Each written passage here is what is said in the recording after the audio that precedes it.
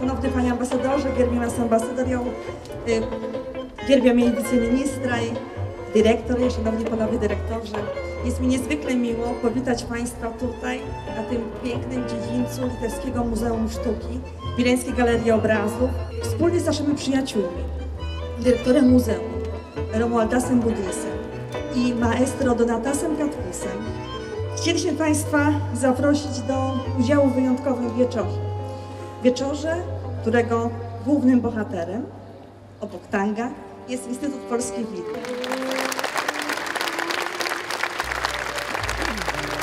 Myślę, że w ciągu tych 15 lat ilość imprez, ilość przedsięwzięć, koncepcji wprowadzonych w życie, tysiące w zasadzie imprez kulturalnych i naukowych świadczy nie tylko o randze i wadze tego naszego wspólnego przedsięwzięcia tutaj, ale i o randze i wadze naszych wzajemnych polsko-litewskich stosunków.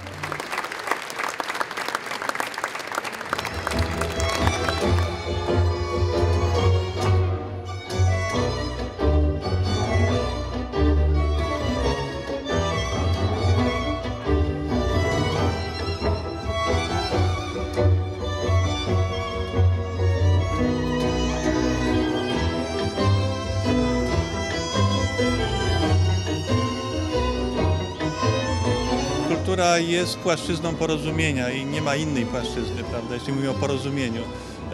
I w trudnych, specyficznych, powiedziałbym, stosunkach polsko-litewskich kultura jest czymś naturalnym, co łączy, bo te narody wyrastały obok siebie. Ten dorobek kulturalny jest w jakiś sposób wspólną, się przenika i wydaje mi się, że nigdy na płaszczyźnie kulturalnej nie było problemów, prawda, i napięć, więc aktywność kulturalna, jeśli sumujemy 15 lat tego Instytutu, właśnie jest czymś, co buduje, co wzmacnia te relacje, co jest poza polityką i poza jakimiś doraźnymi grami, emocjami.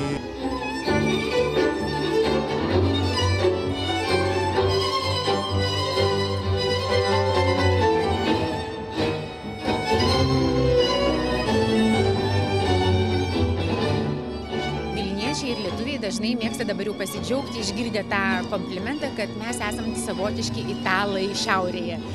Tai šiandien aš klausydama tango, aš pagalvojau, bet čia irgi ypatinga strategija, nežinau, tyčia ar netyčia tas atsitiko, kad būtent ponia Malgožata Kastner pakvietė tango nuostabią grupę iš Lenkijos, kurie pasakė, o mes tai turim dar daugiau energijos ir prašom atkreipti dėmesį, nes pilna Lenkija yra energijos, kurią mes galim pasidalinti su jumis.